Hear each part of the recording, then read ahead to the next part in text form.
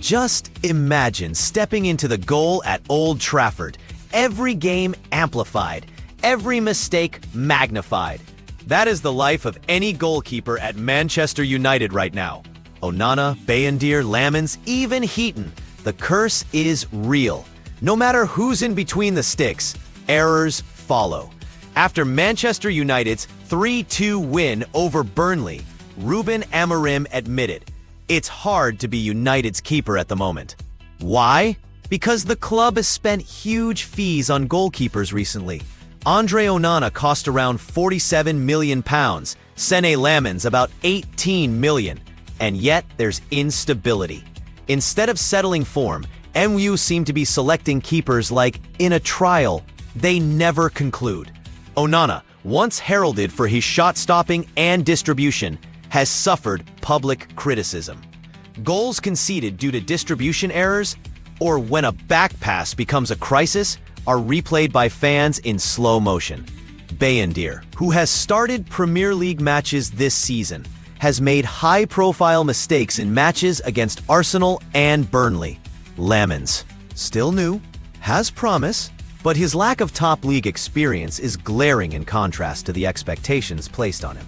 Heaton, veteran and trusted voice, remains a backdrop figure whose inclusion feels like a safety net rather than a long-term solution. But the roots of this curse may run deeper than just individual errors. The club has seen shifting strategies, inconsistent trust in keepers, and public pressure that seems to change every week. Onana wants to be number one, but leaks of his dissatisfaction over playing time and expectations are hard to ignore.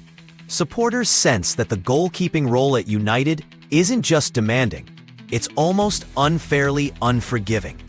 There's also talk that defenders' confidence plays into this. When keepers are under pressure, defenders may hesitate, step back too quickly, or avoid challenging crosses. A single mistake by a keeper becomes magnified if the defensive line isn't functioning as a cohesive unit. MU's defensive structure has looked shaky across matches. Errors at the back, poor communication, and vulnerability in high balls all feed into the perception of goalkeeper failure. Then comes the chase for a perfect keeper, a player who commands the box, distributes cleanly, stays calm under pressure, and never fails in big moments. But perfect is elusive. Age, experience, mental resilience, all these vary widely between Onana, 29, Lammens, 23, Bayindir, mid-20s, and Heaton, older veteran. Which one can carry the weight of legacy? Legacies like Schmeichel, Van der Sar, De Gea still loom large. When your predecessors are legendary, expectations don't just follow, they press down. What's required now is clarity and conviction.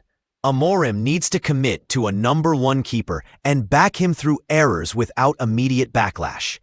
The rest should be squad depth, not competition for the sake of headlines. He needs to shield the keeper from unnecessary criticism. Build defensive trust so that keepers are supported, not exposed. Mental strength, training, leadership in the penalty box, consistency in selection, these are the foundations. If United can solve this cycle, if Lammens shows maturity, Onana reclaims form, or Bayindir tightens up defensively, the curse could end. But if they continue rotating keepers, letting the stakes pile up under media glare, fan backlash, and internal uncertainty, that vicious loop may persist. In short, being a keeper at Manchester United right now is maybe the hardest job in football. The margin for error is razor thin, yet hope remains. Someone has to be the one to break the curse. Will it be Lammens, Onana, or another surprise?